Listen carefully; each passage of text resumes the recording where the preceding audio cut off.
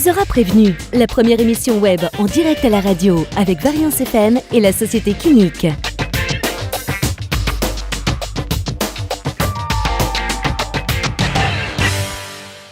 Bonjour et bienvenue dans l'émission On vous aura prévenu, l'émission en direct à la radio sur Variance FM tous les soirs et en rediffusion vidéo dès le lendemain.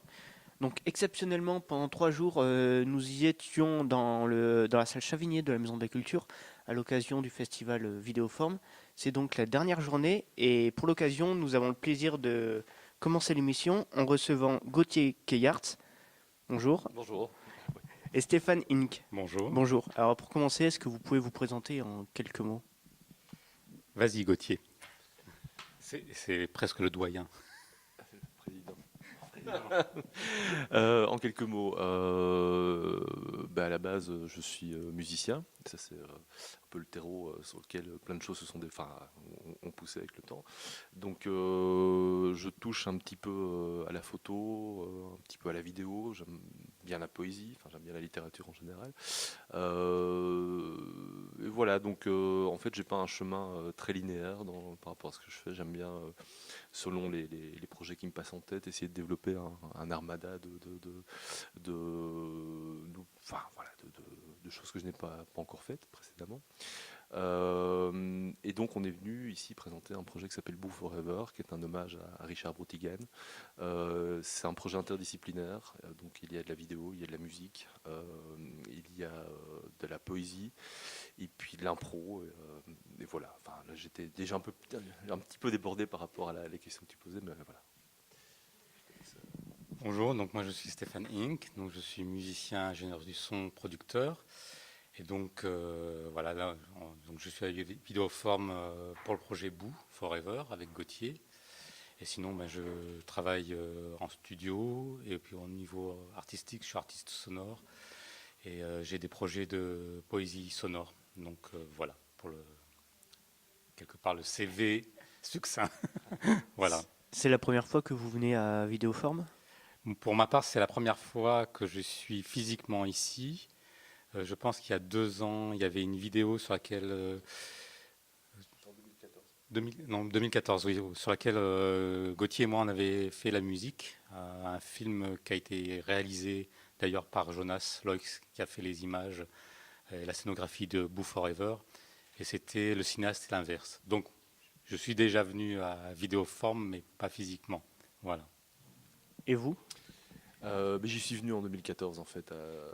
D'ailleurs, c'était un peu plusieurs casquettes. C'était intercasquette, je sais pas quoi. Après l'interdisciplinaire, en fait, je présentais une lutherie, un instrument de musique d'une nouvelle génération. Donc c'est un instrument qui permet de contrôler du son et de l'image avec le corps et avec des gestes, mais sans lutherie physique en fait. Donc c'est vraiment le corps qui est dans un espace il y a une caméra détection de mouvement.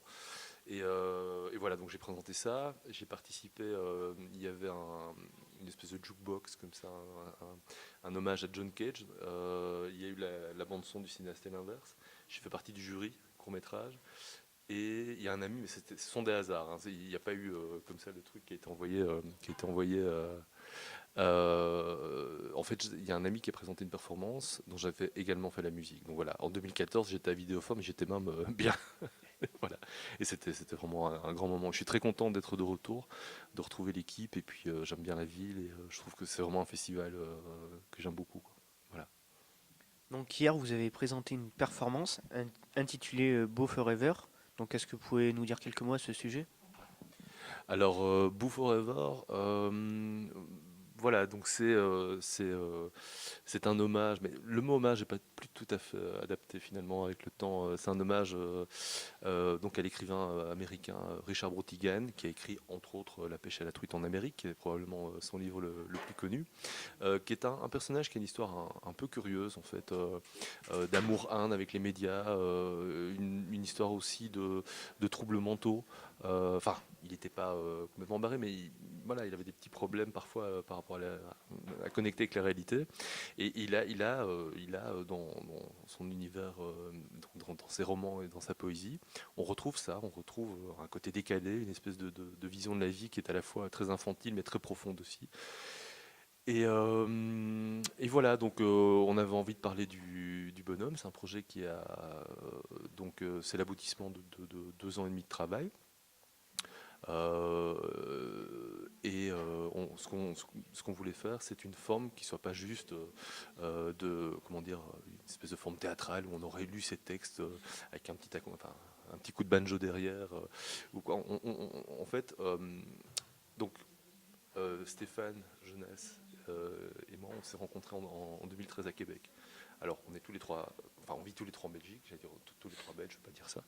On vit tous les trois en Belgique, et il a fallu qu'on se retrouve, qu'on soit à Québec pour se rencontrer. Il y a une amitié qui est née directement, une collaboration qui est née.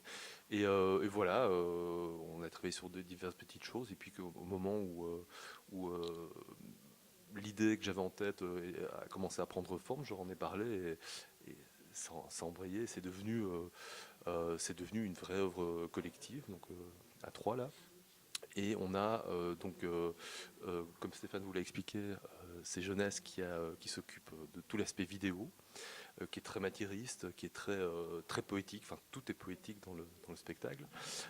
Stéphane et moi, on s'est occupé de tout ce qui est ambiance sonore, composition. On joue, on fait une vraie performance sur scène. Et alors, on a réussi à avoir des contributions de poètes belges, français, québécois. Français, attends, il y a un français, non, belges et québécois. Et voilà, pour citer les noms, parce qu'on les aime, mais on a envie d'en parler aussi. Il y a donc le fil conducteur du spectacle. Il y a un aspect narratif, même si c'est très poétique et assez expérimental, entre guillemets.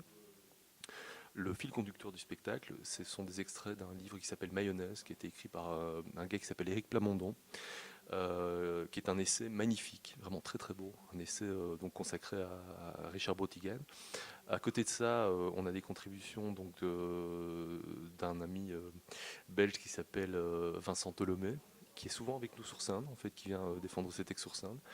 Il y a des textes donc, de Jean-Marc Desjans, qui est un ami proche. Il y a Bertrand Laverdure, il y a Margarida Guilla, Annie Lafleur, voilà. Et donc ce sont des textes. Chacun écrit un texte en gardant son style, son vocabulaire, mais en croisant vraiment son univers avec l'univers de Brotigan. Et moi, j'ai vraiment été très touché à chaque fois de lire les textes, parce qu'il y a vraiment l'hybride, enfin, l'espèce d'hybride qui est né de ça, et à chaque fois fonctionne bien, et très touchant. Qu'est-ce que je pourrais dire de plus par rapport au projet? Tu as quelque chose? Je suis un peu perdu dans mes... Non, mais c'est déjà bien, il y a déjà pas mal d'infos, je ne sais pas. Qu'est-ce que tu souhaiterais connaître en plus par rapport à ce qu'on Justement, est-ce que c'était la première représentation de ce projet à Vidéoforme, ou est-ce que vous avez déjà présenté ce projet dans d'autres festivals? Alors, c'est pas la première fois. En fait, donc, comme Gauthier le disait, c'est un projet sur lequel on travaille depuis 2 ans et demi, mais pas à temps plein, parce que chacun on a plein d'autres projets, que ce soit Jonas au niveau du travail de réalisateur et d'image, Gauthier au niveau de la musique, moi aussi au niveau de la musique. Donc on s'est retrouvés de manière ponctuelle très régulièrement sur 2 ans et demi. Et donc là, je dirais sous cette forme vraiment qu'on a présentée hier, c'est la troisième fois qu'on le présente. Et donc c'est tout frais, puisque la première fois qu'on l'a présenté, c'était dans un centre culturel en Belgique, au fin du mois de janvier. Il y a 15 jours, on l'a présenté dans un festival en Bretagne poétique, Sémaphore. Et donc hier, ici. Et donc voilà, donc depuis 2 ans et demi, on l'avait déjà joué avant, mais sous des formes qui étaient des work in progress. Donc voilà, donc c'est tout.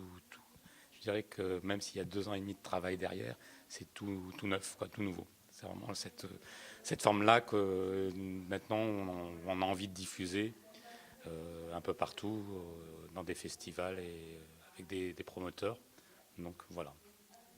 Et la réaction du public, que ça soit hier ou que ça soit sur les... On est agréablement surpris. C'est des très très bons retours. On est vraiment très content et très touché, parce que le but du jeu, c'était quand même d'associer non seulement la musique, l'image, les textes, la poésie, et essayer de faire un spectacle vraiment immersif dans lequel le public puisse se plonger et puis,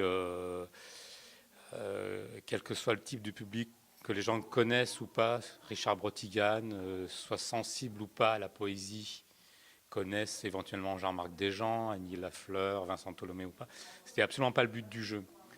Le but, c'était vraiment de créer une sorte d'espace-temps dans lequel on se glisse et puis on se laisse porter et chacun reçoit ce qu'il veut, imagine ce qu'il veut, apprécie ou pas des choses.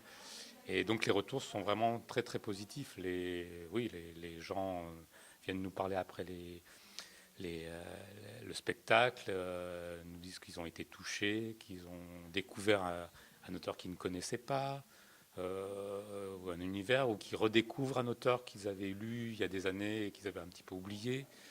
Et voilà. Et donc ça, c'est vraiment très gratifiant parce que c'est vraiment l'envie qu'on avait par rapport à ce spectacle-là, c'est-à-dire de ne pas être absolument pas du tout élitiste, ne pas être avoir une sorte de forme intellectualisante ou quoi, même si c'est de la poésie, donc c'est jamais facile de défendre la poésie actuellement, parce que c'est une forme d'art qui est très belle, mais qui est jamais mise en avant, et des fois qui peut paraître un peu compliquée.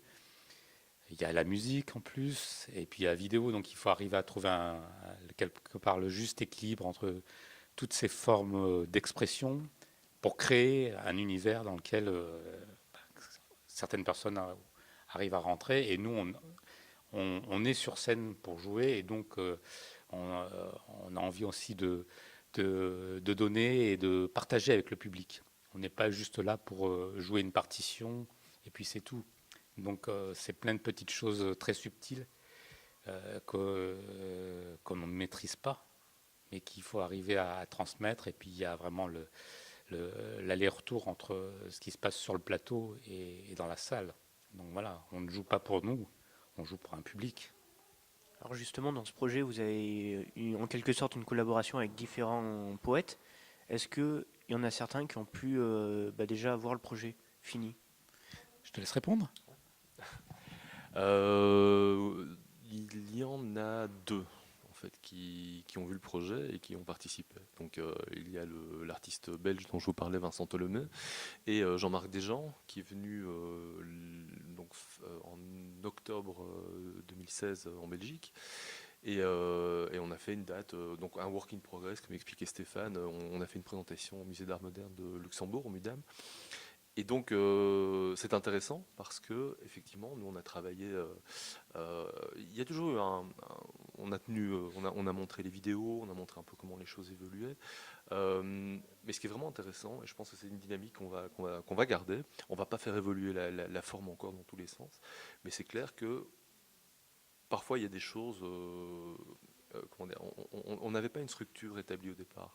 On a fait des modules on a trouvé une manière de les articuler, et puis à force de travailler, on s'est rendu compte qu'il manquait des choses, qu'il y avait comme une vraie narration dans le spectacle, que c'était pas juste une espèce de grande envolée poétique qui pouvait être tout à fait abstraite et partir dans tous les sens. On a un point de départ, on a un point d'arrivée, des balises, des jalons.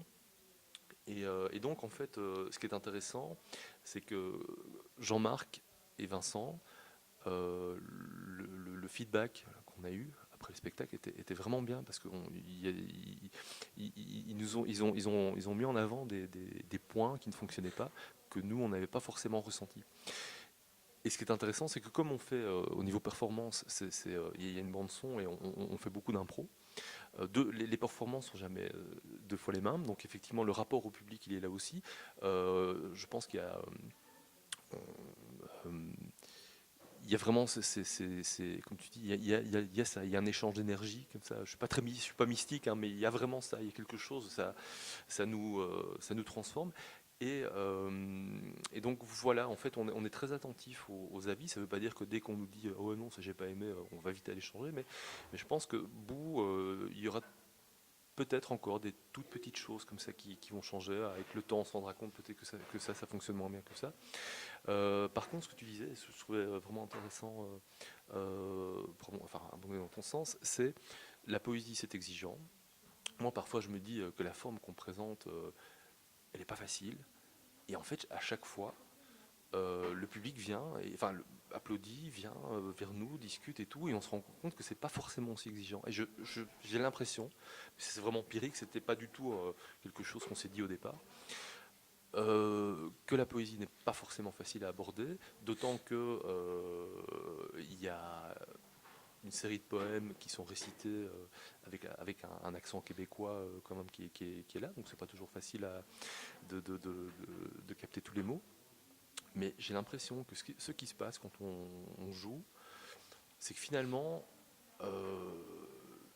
les gens, en poésie, c'est forcément souvent comme ça. Il n'y a pas forcément toujours une seule interprétation par rapport à un poème. Ce qui est intéressant, c'est qu'il y a l'intention du poète, mais il y a aussi ce que nous, on va projeter aussi par rapport à certains mots qui nous touchent plus que d'autres, etc. Et je pense que dans Bout, quelque part, ce qui se passe, c'est qu'il y a un lâcher-prise.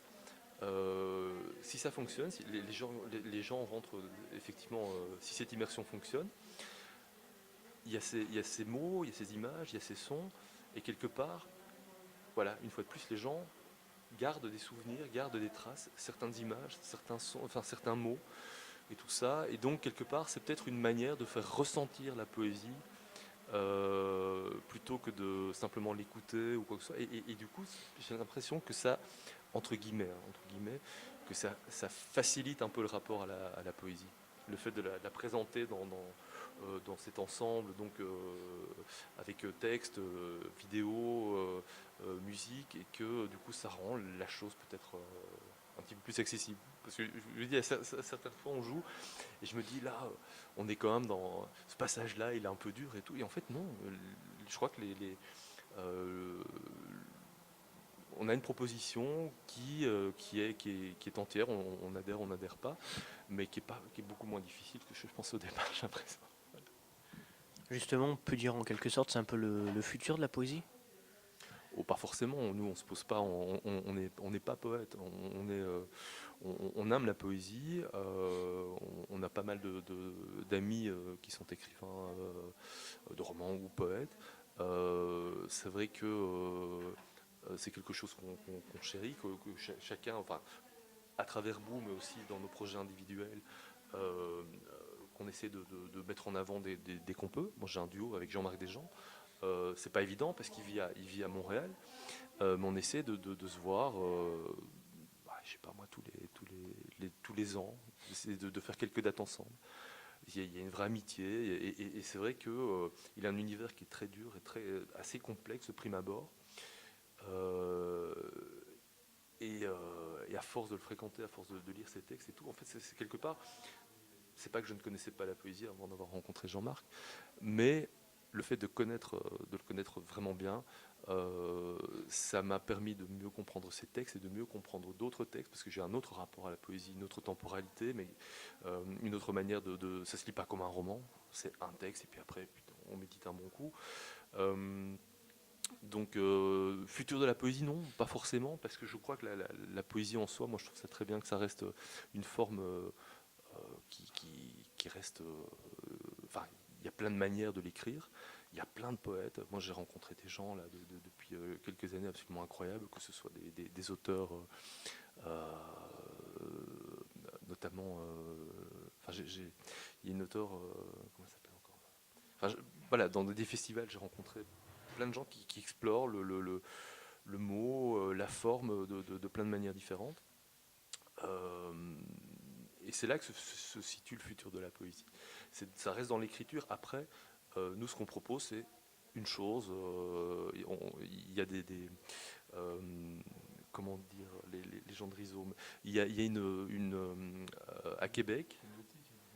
À Québec, en fait, il y a une association, on va dire, qui s'appelle Rhizome, qui, en fait, le statut, la présentation de Rhizome, c'est donc présenter la poésie de plein de manières possibles, imaginables. Donc ils font des installations, il y a des spectacles, il y a plein de choses.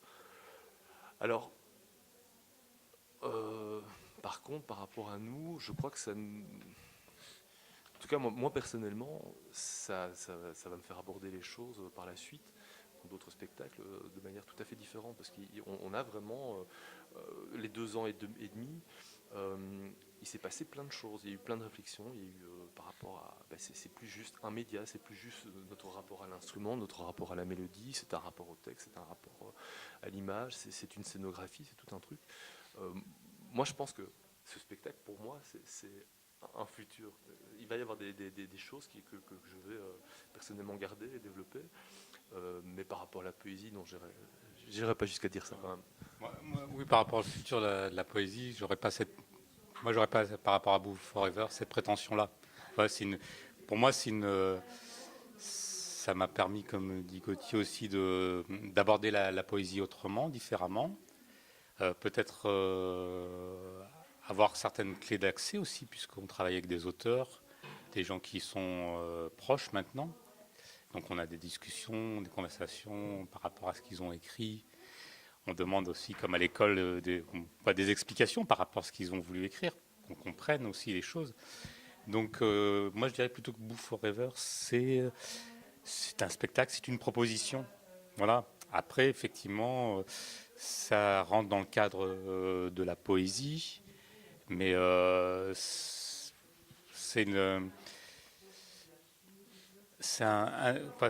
moi, je trouve que c'est amusant et ça complique les choses par rapport à la diffusion de ce type de spectacle. Il y a de la poésie vraiment par rapport au texte, donc l'écriture, cette forme d'écriture, mais il y a de la poésie par rapport aussi à l'image, par rapport à la musique. Et donc, voilà, comme je disais tout à l'heure, c'est un peu une sorte d'être hybride qui regroupe différentes formes d'expression. Et donc voilà, après le futur de la poésie, moi personnellement, je suis pas suffisamment impliqué dans cet univers-là pour avoir la prétention de dire quoi que ce soit par rapport à cette forme d'expression, quoi. Maintenant, j'ai la chance de travailler, de participer sur un projet comme ça et qu'il y ait des rencontres absolument extraordinaires, quoi, avec des gens d'univers complètement différents et voilà, ça nourrit vraiment personnellement, et ça nourrit aussi, je pense, la manière d'écrire, de composer et de créer quelque chose. Et ce qui est intéressant, c'est qu'il y a vraiment un aller-retour, que ce soit nous trois, entre Jonas, Gauthier et moi, il y a tout le temps des allers-retours par rapport à la manière de présenter quelque chose, de créer, de composer. Il n'y a pas de quelqu'un qui décide plus qu'une autre personne, même par rapport à la vidéo. Moi, je suis pas réalisateur, pas vidéaste, mais j'ai eu mon mot à dire par rapport aux images, par rapport au montage, on en discute. Et Jonas, lui, par rapport à la musique, par rapport à des ambiances, aussi nous a dit oui, mais non, ça, moi, par rapport à ce que j'ai envie de raconter avec les images, ça ne va pas, ça ne me plaît pas, est-ce qu'on pourrait pas essayer, vous pouvez pas essayer autre chose. Et donc ça, c'est ça qui est très très intéressant, c'est qu'il y a vraiment une sorte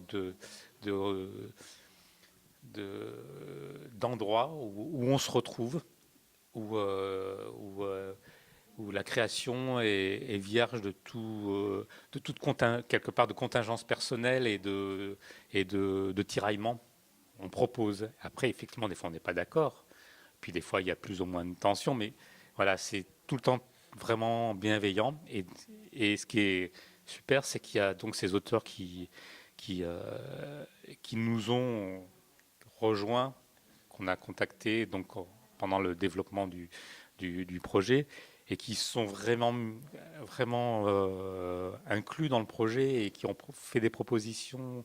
Et voilà, et ça, c'est une chance de pouvoir partager des choses comme ça et travailler de manière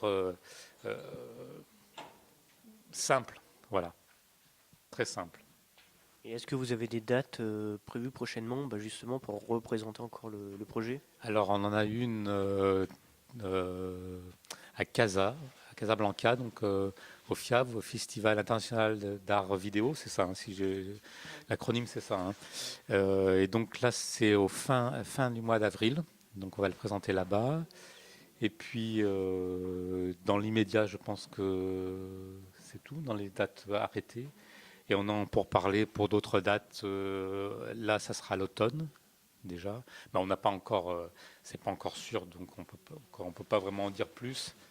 Mais voilà. Donc, on cherche d'autres endroits pour le présenter, parce qu'il faut que ce spectacle vive et qu'on ait le plaisir de le présenter et que le public aussi ait le plaisir de le découvrir. Voilà. Merci en tout cas. Merci à vous. Merci. Merci. L'émission touche à sa fin. Je tiens une nouvelle fois à remercier le festival Vidéoforme qui nous a accueillis pendant 3 jours dans des conditions favorables pour réaliser l'émission. Je tiens également à remercier tous les invités qu'on a pu avoir à la fois aujourd'hui mais aussi les 2 derniers jours. Nous, on se retrouve très bientôt pour une nouvelle émission et je vous donne rendez-vous dès demain aussi pour retrouver l'émission en podcast vidéo sur la page de Variance FM et dont on vous aura prévenu. On vous aura prévenu, la première émission web en direct à la radio avec Variance FM et la société Kinic.